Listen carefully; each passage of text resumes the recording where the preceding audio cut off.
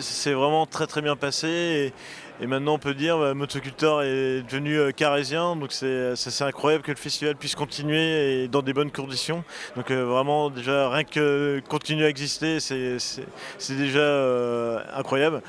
Alors l'idée maintenant c'est là, on découvre un territoire, on change de département. C'est vraiment beaucoup de choses nouvelles, mais on a été accompagné pour que ça se passe au mieux.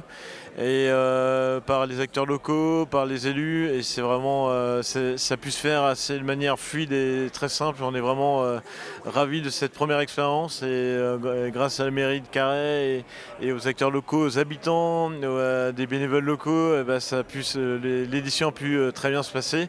Et en même temps, grâce aux historiques, beaucoup de gens qui nous suivaient à Saint-Neuf nous ont suivis aussi à Carhaix. Donc ça c'est bien, c'est qu'il y a l'expérience d'anciens, d'historiques du festival avec des nouvelles personnes et ça crée une nouvelle dynamique. Et ça on voit que ça fonctionne. On réussit à retrouver l'esprit qu'il y avait à Saint-Neuf, à Carhaix et c'est assez incroyable.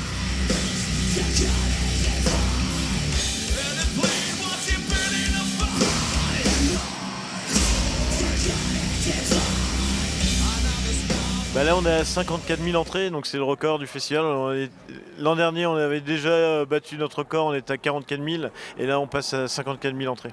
15-16 000 entrées par jour, donc ça fait plus de 60 000 entrées, c'est ça qu'on aimerait, entre 60 et 65 000 entrées l'an prochain. L'idée, c'est pas faire au-delà, parce qu'on ne vient pas à Carhaix pour faire un plus grand festival et faire des jauges de 25, 30, 40 000 jours, des choses comme ça. C'est pas notre but. Nous, on veut faire un festival à taille humaine et du coup améliorer, être complet plus tôt. À 15-16 000, on n'a pas encore défini le point d'équilibre exact qu'on souhaite atteindre. Et puis permettre aussi de gagner en confort pour les festivaliers. Et puis le site est déjà aménagé sur un fort aménagement au niveau des réseaux électriques et des réseaux d'eau. Il y a déjà des infrastructures en dur comme le Glenmore ou la maison d'échelle d'adresse et ça c'est déjà un confort de travail pour nous.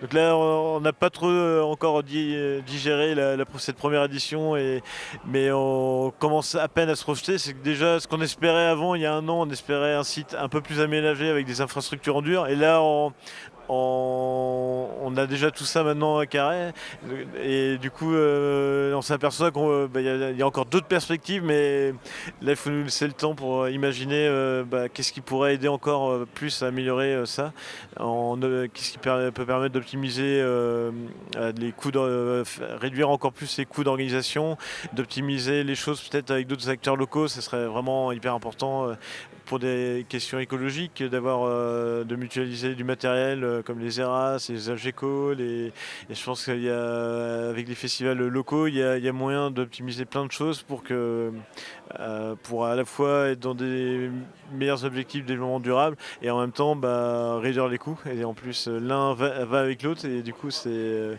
y a plein de choses à imaginer à Carhaix. Je pense qu'il nous faudra 2 ou 3 éditions pour bien prendre la mesure des choses et surtout découvrir le territoire qu'on ne connaît pas.